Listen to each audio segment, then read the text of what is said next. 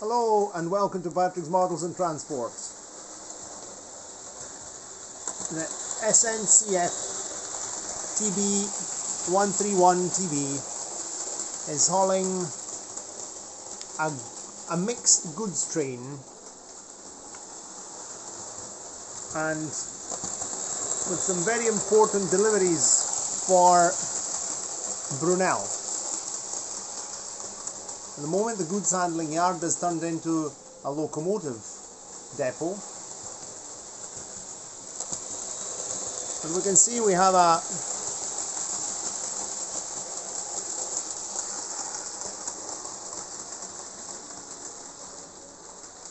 this heavy duty tank engine, which was developed for hauling coal and mineral trains in the north of France. Is making easy work of this quite heavy mixed goods train.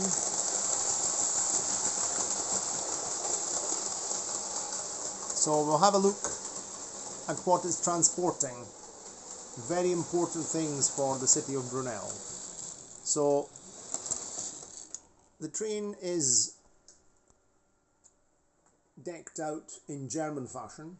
So we've got, being a mixed goods train, there will be a lot of shunting to do at intermediate stops. So we have the guards van here, right behind the locomotive, in German fashion. This is actually a Belgian State Railways guards van. Belgium used many German locomotives and German stock, which it had received as war reparations after World War I. And even after World War II. But that's enough history for the moment. Let's talk about so we have a guards van, and then we have another brake at the rear, which can be another guards van to keep the whole train under control. And at the far end we can see the Fleischmann guards van at the end of the train. And let's have a look at what the train, what we've got on this today's train, and what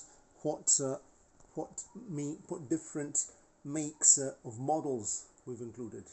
So the guards van is a Pico. Of course, the 131TB is a Hornby HO. So that's the correct way of pronouncing ACHO. It's HO. The same as Hornby Doubleau is double O. HO. So that's it.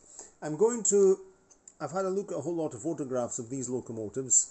This is an SNCF livery. I'm going to add a few decals, seen I've got them, with the high voltage warning sign there and here on the sandbox. And looking at other photos, they even had some here on the water tanks. So wherever there was a way for the engine driver and fireman to climb on the footplate somehow, there would be these warning signs. So I'm going to add them. I'll add them. We'll do it together on video, just to have a break from train running. But now let's concentrate on the train. So we have another Hornby HO bogie goods wagon. Very nice model. Very nice model. Then we've got the Kleinbahn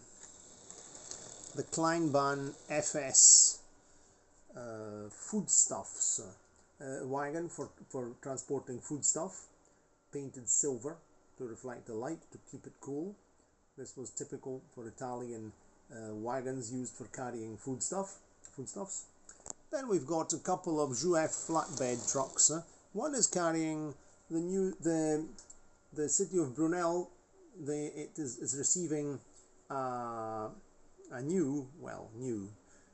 vintage fire appliance. It's an Opel Blitz by Viking in this case. And because we know this is a very strange town where new and old mix. Well, new. Among the newest cars we have, there's a Mercedes 190 there. And among the oldest ones we have this other Merc over there. But we also have other oldies up our sleeves. like DKVs and other Austin 7s or BMWs, all sorts of stuff. So for the moment we've got these cars are here on the traffic is a big problem in this town. You can just imagine people hooting their horns and tooting and the noise of diesel engines, the IFA lorries, and the petrol engine, and another Opel Blitz around the back of there. That's got petrol engine. We've got the Skoda Liaz articulated lorries over there. We have all sorts of things, and very soon there will be a new, as I said in another video, the Brunel City Council is trying to solve its public transport because it's a little bit slightly insufficient at the moment, and apart from the rail transport, which is excellent, and so we're going to be seeing some new developments in public transport. The new developments are temporarily on my desk, but we'll talk about that in due time. So back to our delivery. We have another flatbed with a container on it. Of course, some timber is being delivered, some more timber, some wooden beams that I would have had it lying around.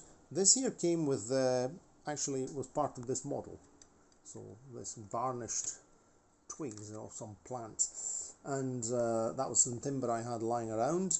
Of course, very important also for construction, a delivery of cement, some more petrol, because with all the cars that drive around Brunel, petrol is absolutely fundamental. Some drums of oil, because again with all these cars we need to deliver, lubricant is very important also for the railway and for the cars. Then at the back we have some milk churns here because that's a quick delivery. In fact, it's at the end of the train, they'll have to be delivered fresh. And here we have the guards van at the end, the other guards van. So let's bring it around another couple of laps and see what's what.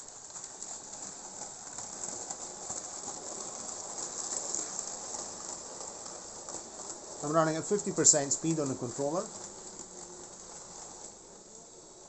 Slight wheel slip here because there's a slight incline.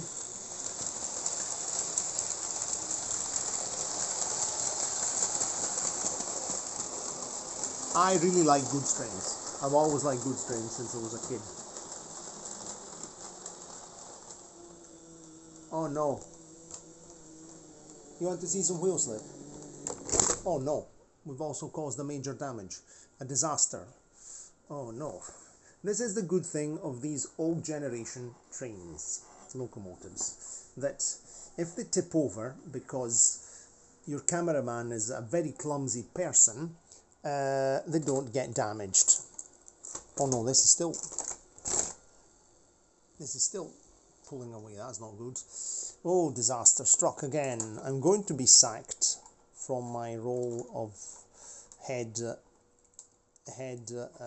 director of this railway, because knocking over two locomotives, getting one stuck on an incline, and causing a major disaster, it's not a good thing. Okay, so this happens when you play trains. Okay, let's get this coal wagons back on the rails. Ah, what a disaster, what a disaster. Okay, there's a Caimano. So that's a good thing of these old generation trains, that if they do tip over, nothing breaks off, because there's nothing there to fall off. That's what I like. Okay, so that's it. As we say in Italian, il bello della diretta. Okay, so we're having some wheel slip problems here. Also because we have to remember that the centermost wheel set doesn't touch a track, and there are no traction tyres on this locomotive. But let's reverse and give it a little bit more speed. And we go up that incline. I prefer wheel slip to jamming.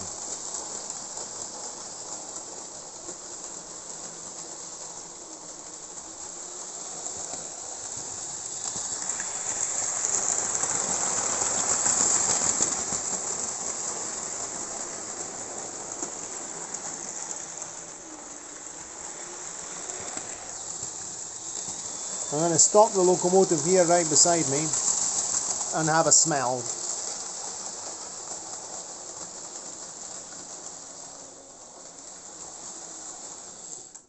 Okay, let's have a sniff at this.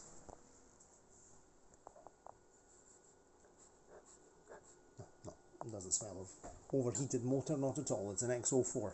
Okay, right. There we go. Another lap. Even the controller's okay, it's not too hot.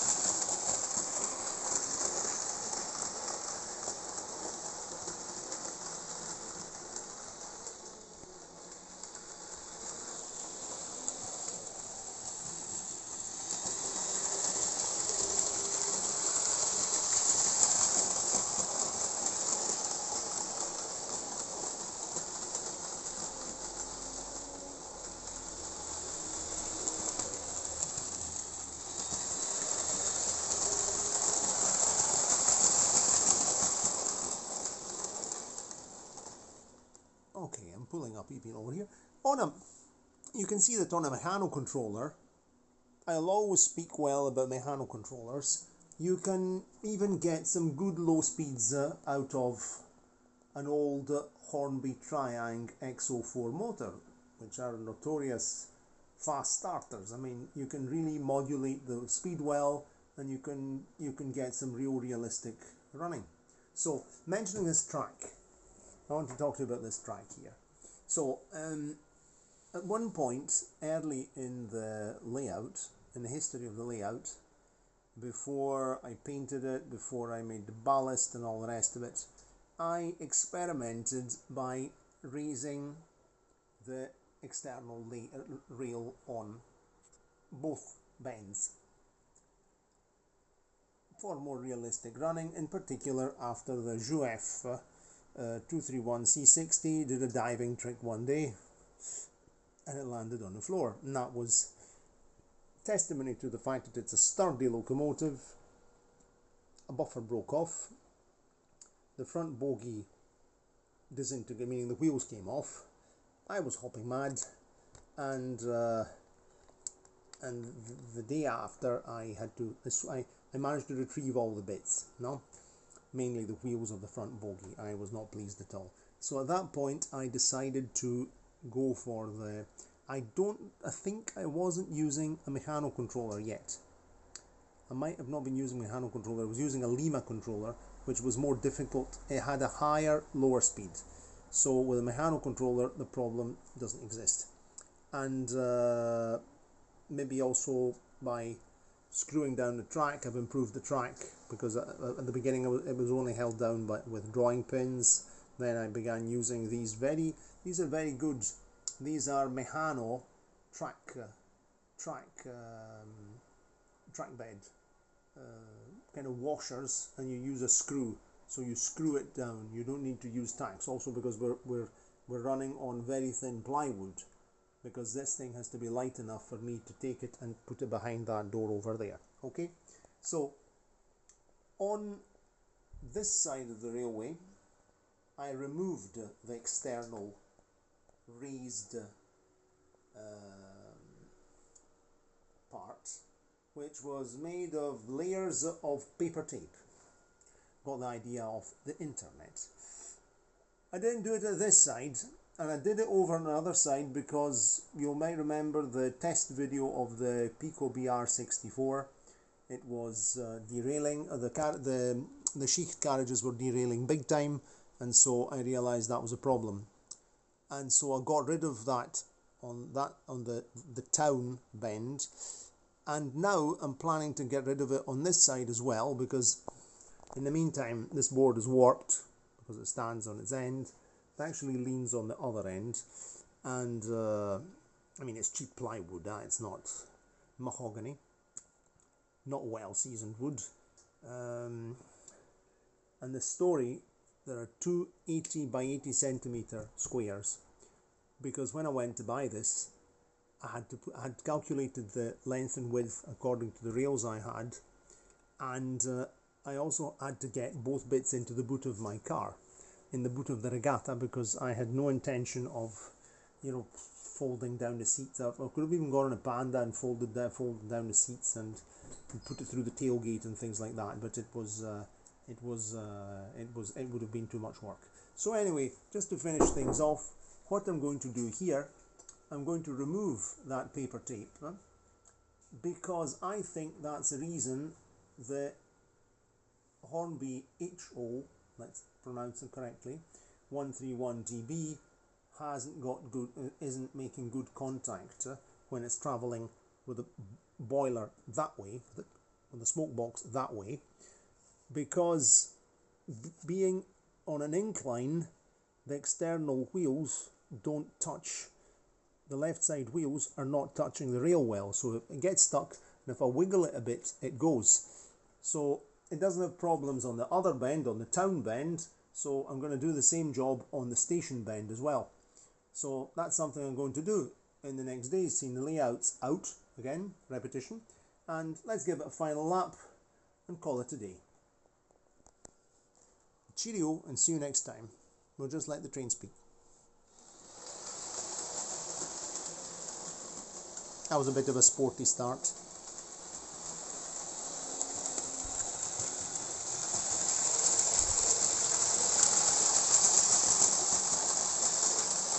Let it thunder past a bit. We'll also reduce the incline here on the bend.